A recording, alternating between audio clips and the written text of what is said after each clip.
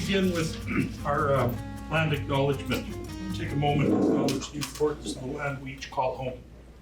We do this to reaffirm our commitment and responsibility in improving relationships between nations and to improving our own understanding of local First Nations and Métis people, their culture and gifts.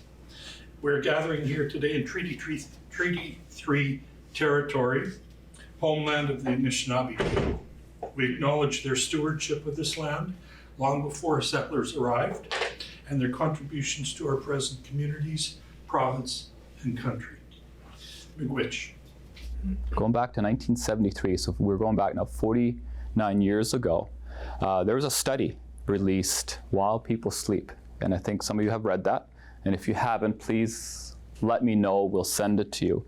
And it looked at why was it over a 3.5-year period, there were over 200 Indigenous persons that died, had violent deaths here in Kenora. We're talking 43 months, over a 43-month period, over 200 individuals, mostly by drowning, 2/3 under the age of 40. And so there's sometimes a perception in here in the community that homelessness is a recent phenomenon, but has been here before I was alive.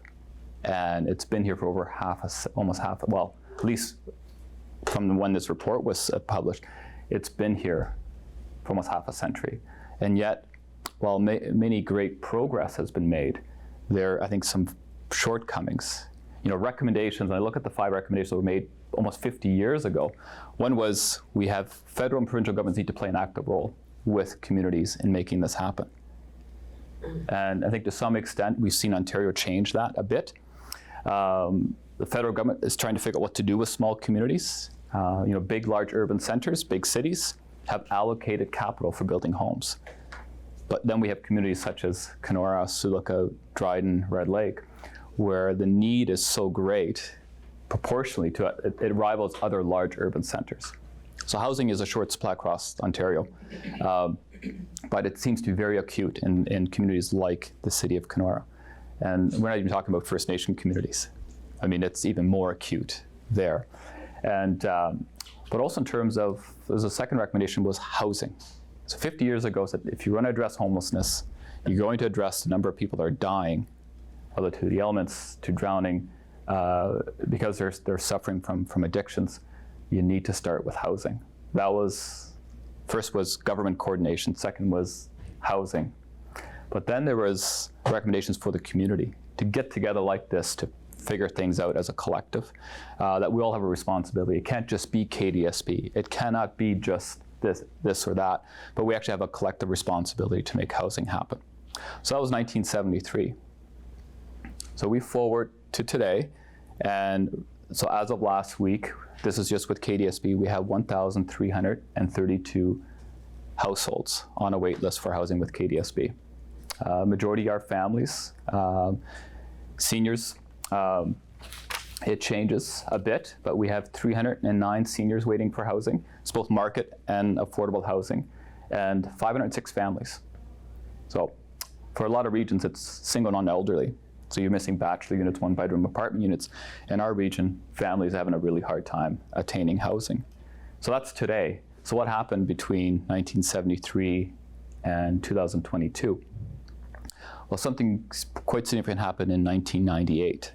And so if we can go back to that period, at that time, governments were going to work together, but there was this idea of we need to realign, we need to determine who is best to do what. And so this initiative called Local Services Realignment occurred in 1998. And I think, I'm not familiar with some of the history here, but I think that's when Kuwait and other communities were actually amalgamated. There was a real big push in Ontario to amalgamate smaller communities with larger communities. And this region was no exception. It happened whether it was Sioux Lookout, whether it was Dryden, whether it was Kenora. You really had a redrawing of municipal boundaries. You also had a redrawing in terms of who is responsible for what. And it was at that point in time that legislation was put in place that at that point, municipalities were going to pay half the cost of land ambulance. Municipalities are going to pay for childcare in early years, at least a portion of it. Municipalities are going to be responsible for welfare. At the time, that's what it was called, in particular Interior Works, and then also some of the benefits to it. But the big piece was housing. It was really the first time where municipalities were now made responsible for community housing. Its investment, its planning, and its building, and its management. And so, when we look at what our other regions in Canada are doing, I think it's important that we understand some of the mechanics as well, like who's responsible for what. And love to compare ourselves to, say, Medicine Hat. Why are they able to do what they're doing? Well, there you have a provincial approach to building homes. Or you look at, say, what's happening with BC housing. You have a provincial approach, so massive budgets. But what happened in Ontario in 1998 was that set the course of really where a lot of program funding and capital piece really separated, actually formally separated. And so in 1999, a year afterwards, or shortly thereafter, you had 47 municipal service managers were created, 37 consolidated municipal service managers in the south, and 10 district social administration boards in the north. And so that's what KDSB is. We're one of the 10 district social service administration boards. And so then what happened? So we had that. We had a number of legacy housing programs that were transferred over to KDSB, or they were part of Kenora Municipal Nonprofit Housing, Dryden Municipal Nonprofit Housing, a whole number of municipal nonprofit housing corporations that were still kept separate, but under the umbrella of KDSB for its funding and for its support. It was fragmented in such a way that, well, the other piece that happened as well is that funding for capital pretty much stopped after that. So there was a big push in the 70s, 80s, 90s to build new homes, and there was. Most of our housing stock, close to 900 housing units, were all built within just over a decade. So a lot of builds, and it just kind of stopped. And so that's what we've been trying to address as KDSB over the last 8 years or so with our municipalities. And because one thing we do know when we look at homelessness, most people experience homelessness when they're under the age of 25. So yes, people we see on the streets, for example, are older. Some look much older than what they really are, but we see a lot of older adults. But for the most part, they were on the streets when they were young people. They were just teens that just aged out of the child welfare system. And that's the other piece to it here in Kenora. If you could point fingers at something and say, what's causing homelessness? What's the most, why we're so efficient at creating homelessness versus solving it? It's the child welfare system. It is the number one reason why we have so many young people on the streets. The next by our judicial system, then by our healthcare system. So you combine those three, and Kenora being a hub, and all suddenly you have a perfect recipe to create a lot of homelessness. And so our municipality has been very busy at addressing or just trying to react to it, whether it's through policing cost, EMS cost, and so forth. And so over the last 8 years, a big focus was how do we actually create a means that we can actually start investing in ourselves by working together formally to actually have a balance sheet that allows us to borrow money and to build with or without government supports. And the other piece that happened as well is that the funding that came with the legacy community housing program, so whether we talk Gardner House, Benedictson, that were part of the Kenora Municipal Nonprofit, yes, they had their mortgages backed by funding, but what about the operations piece? It's pretty expensive to heat homes in this region. We have longer winters, we have more snow removal, but rents still need to be affordable. And so our municipal nonprofits, and Kenora Municipal Nonprofit included, were on the verge of bankruptcy. And so if you're ever wondering why did the city of Kenora transfer it over to KDSB, it was because it was on the verge of bankruptcy. And so it had about $1.6 million in reserves, and just Benedictson and Gardner House need over $8 million in just to bring it up to snuff. So we've spent about $4.2 million on Benedictson. It's more or less wrapped up. Fantastic work done by local developers here. And so our next focus is Gardner House. But so it was very much fragmented. And so the goal has been, how do we actually group ourselves together to actually do more? And so with that grouping together, we've been able to now undertake some pretty significant housing developments.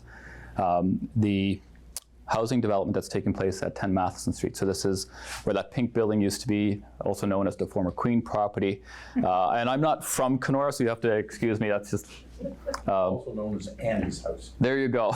So what is that? How did it come to be? Well, here it was a parcel of land that had been on the market for well over a year, I think 500 some days. It needed to be, the building needed to be demolished. That made it expensive. But we heard a potential opportunity. If we were to get the property and we worked hard with government and just the way things were going with the pandemic, that there could be an opportunity. And this idea that you skate where the puck, you think the puck's going to be versus you just follow the puck, that was that. And thank goodness we did. So what happened is it was acquired and we worked with like community partners on it, and there was an opportunity. There was significant capital funding, provincial funding, that had not been allocated.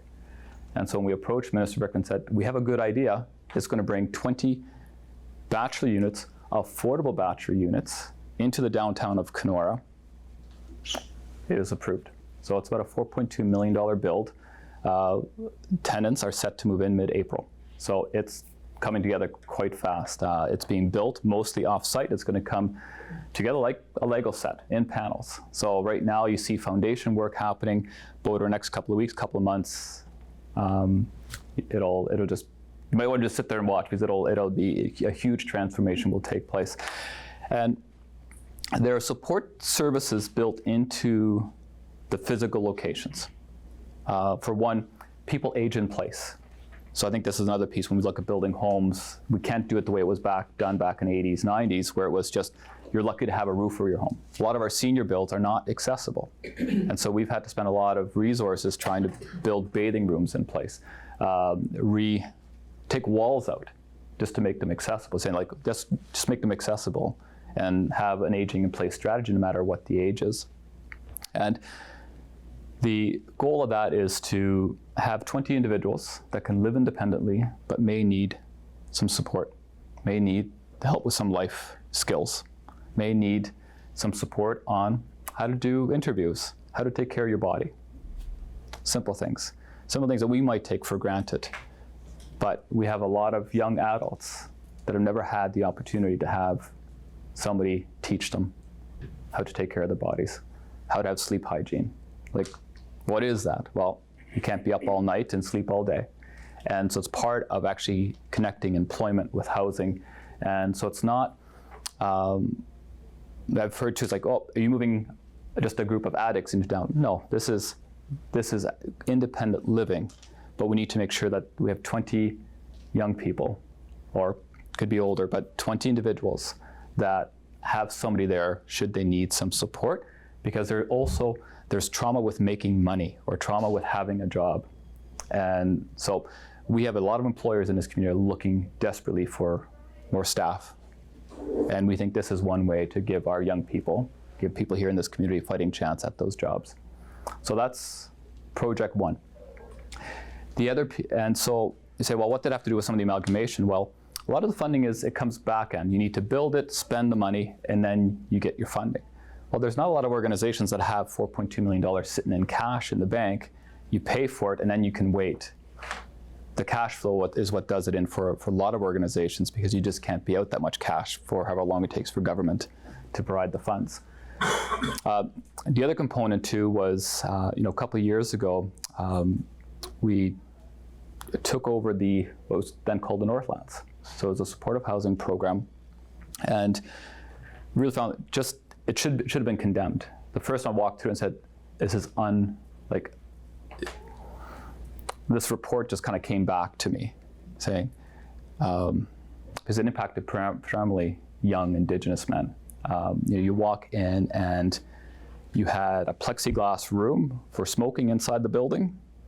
And I grew up outside the city of Juarez in Mexico. So it's the homicide capital of the world. And I thought I knew poverty. And I couldn't believe that we would have housing like this in this community. And so we worked with the organization, worked with the province, worked with the Friendship Center, and said, what if we were to build something new? Because we do have young people that shouldn't be in the Kenora jail, who cannot go back or may not have means to go back, or were from here but need to be released on conditions. So what if we actually had a supportive housing model with the supports, but we did something that was purpose-built? And so that was about a $5.1 million build. So that opened up in mid-2019.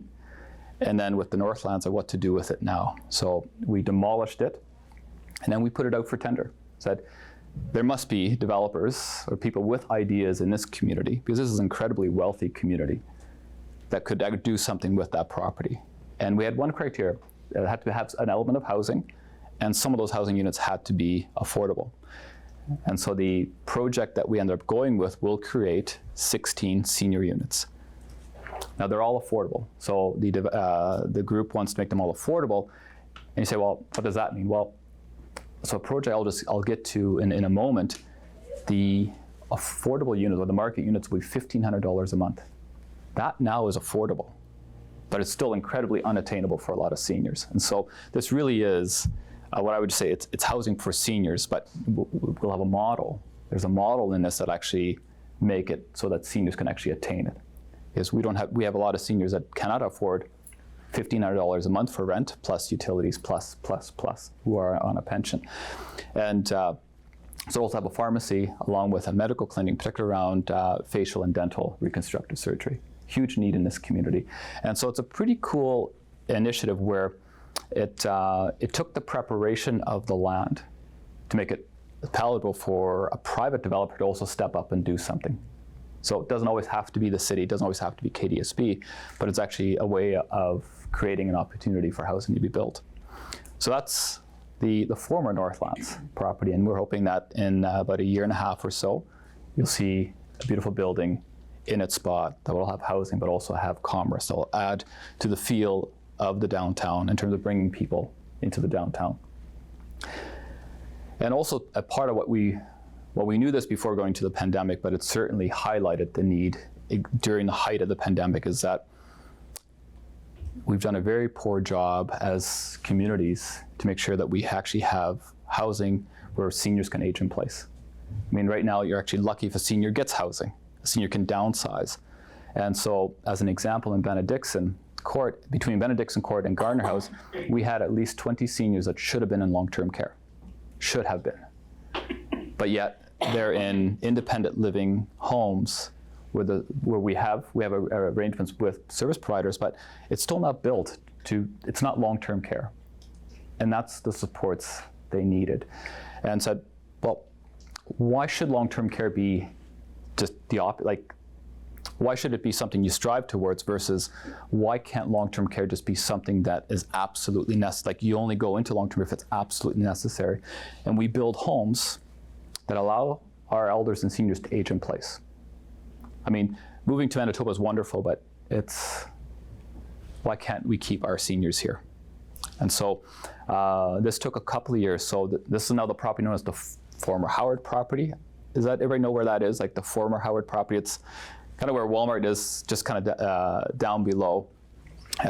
So that property's had housing development plans on it since the 1960s and 70s. So as we were acquiring, we came across all these plans that were done up back then to build senior housing. So we thought that was kind of cool.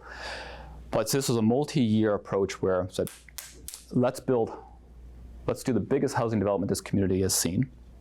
But we also did it when the costs are pretty expensive too. But so we approached the federal government and said, you need to help us. And so through the National Housing Strategy Co-Investment Fund, we were able to get financing and financing and a grant. And then we approached the Federation of Canadian Municipalities, because we heard they too got in the housing business, but they wanted to have green homes. So on the energy side, so, well, it pays for us to be green. Up here, it's reducing energy cost. And then if we build it, so it's almost a net zero, it's going to make the rents long-term affordable too.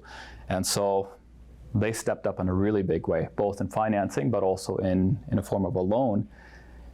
But we were short about $4.5 million so this is about a $28 million build. So when you include the land acquisition to the land servicing and then the build itself, it's about $27 million. And so we had approached long-term care. So we approached them, and the year before we approached it for Dryden, because we're building a 41-unit development in Dryden. They said, no, we're not in the housing business. It's not what we do. Like, I think long-term care is part of the housing continuum. I'm pretty sure you're in the housing business, but I love a good fight. So we regrouped and said, okay, we were fortunate we were able to get some additional funding for the Dryden project. Let's make this work.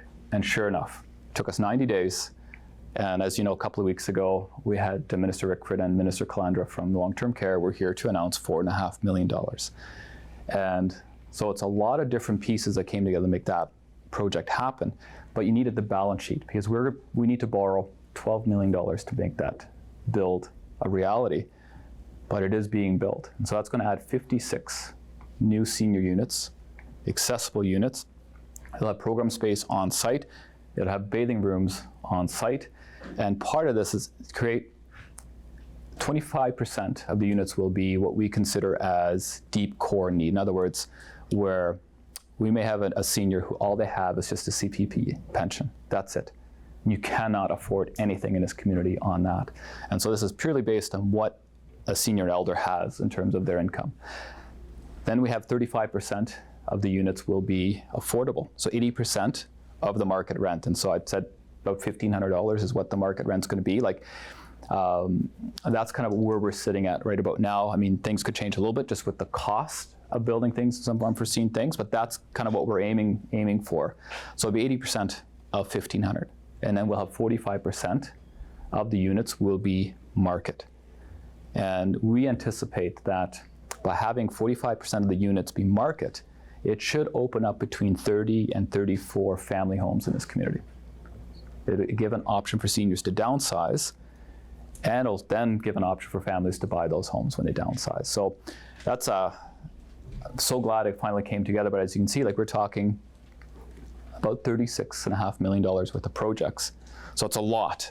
And what's really neat about the seniors build, and this is where I'd love to meet with the Chamber of Commerce as well. Just we've changed how we procure stuff or how we tender stuff. We did an EMS build in Dryden. It just opened, we moved in, and we said, instead of having this lottery systems where we say, put a proposal together and then we'll pick the one that we like the best, and usually it's the cheapest. That's just kind of public sector procurement goes. There's also rules around that. It's just if you don't pick the cheapest, then you got to have a pretty darn good reason why not. So what would happen if we paid people to bid on our project? I said, first we'd shortlist saying, are you interested? And then we go through a vetting process. And then we had 4 proponents. Looked really good. Said, now we'll pay you to put a bid together, because it's expensive. It takes a lot of energy and a lot of work. And if you're busy already, you're not going to bother to put a lot of energy into something that you may or may not get. And so that project, just the way it all turned out, all local developer local, engineers, architects, trades, local. And so when you're talking about a $5.5 million bill, that's $5.5 million that goes back into the community.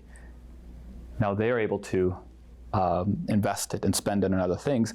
Same with this project. So the developers local, the engineers, the architects are local, and we're pretty sure the labor will be as well. And now we're talking skills training. We're talking, when you have $27 million to be put into a community like this, that's how we're also going to be addressing poverty in this community also. It's going to take longer, but that is the way to do it in a sustainable way and make sure that it's done permanently as well. So the other housing project that we have in the works is up on 4th Street. The pandemic really derailed this for us. There was a young person a number of years ago that lost her life on the property. And to your point, there was a young person with complex needs, with intellectual disabilities, but who had given up on life and who had aged out of the care system. And so that always stuck with me. And so we've partnered with KCL. It's nobody's business. It really, as far as somebody correct me if I'm wrong, but as far as I can understand, nobody is tasked or mandated to plan housing in communities in the north when it comes to young adults with intellectual disabilities. So, but as a community, there's a huge need that we're finding as we're talking to parents, saying, what about Johnny? And parents know a parent who knows parents. It's a huge need here. And so that is we're hoping about 9 units or so specifically for supporting young kids, really, with housing. And so I'd mentioned about the tents and Rotary, and I would say this might be a pretty cool project for Rotary to get involved in as well. Saying, how do we make something happen that's going to better support our young people so that they have purpose-built homes that allows them to stay here in the community and help with making our community more inclusive and better. Just something to think about. Last project, and we should have a question, but I don't know if I've gone over my time, is up on Transmitter Road. So number of families fleeing violence is huge. I'd mentioned how many households are waiting for housing, and in that family number that I'd given you, the 506, we have close to 100 families who are fleeing violence with no option into housing. So we wonder why our missing and murdered women and girls numbers are growing. It's because there's no housing available when they flee their situation. And our shelters, our women's shelters, are at capacity. And so we partnered with Sakate House. We put in, the federal government did a call for proposals for second stage housing programs. And we said, okay, let's see what happens. And 19 projects were approved in Canada. Kenora was one of them. Same with Sulaka. So we have 2 second stage housing projects. So this is a 9-unit build. It's about $4 million to build this. But it's also with the support spaces, and these are large bedroom homes. We're talking 3-4 bedroom homes. And so that is a pretty cool development that we're doing with Sakate House, and I'm pretty excited about that. There's one thing that we've, actually many things we've learned out of a project in Dryden called Homeward Bound with the Friendship Center and with Ontario Bridge Housing Services is it's incredible what happens when we empower young single mothers to make their lives better, and we just remove barriers and provide housing, childcare, and supports. All of a sudden, they'll take charge of their own lives, and so don't need to be on social assistance all their life. And that's the goal of projects like this, saying we shouldn't have multi-generational situations where it's a child, a grandchild, and a daughter or son who's on social assistance with KDSB. We have that, and it shouldn't be. And I find this is often in this community where location is such. I've had meetings in this room about rezoning, and it usually scares the hell out of me in this community to talk about rezoning for properties. It's such a charged conversation all the time. And this is good. I think we need to have these conversations. Location matters for families. And we've done a couple of samples in this community just to demonstrate that location matters. The neighborhood that you raise your kids in matters. If the only affordable housing is up on Minto area, well, it shouldn't be as a community. And so that's, I think, mistake that private landlords, that public landlords, that government have made. And so we've, a couple of years ago, we bought a very large home in a very prominent neighborhood. I don't want to say where it is because, well, it was an experiment by us to see what would happen. And we converted it into multi-units inside. And we just had a recent, so we had moved a mom and her children out of the Minto area and into this home. She now has a master's degree, and she will never need us again. And it's like one story after another, what happens when we change neighborhoods and we change the environment that families can raise their kids in. And so I think this is where we have so much work to do on the addiction challenges and the mental health challenges and the homelessness challenges. But we need to make our community so that families feel good about being here, and it shouldn't be based on skin color. That does matter in this community too. I know it's something we don't want to talk about, but it does. Statistically, it seems to matter. So I think I'll leave it there and certainly take any questions you might have.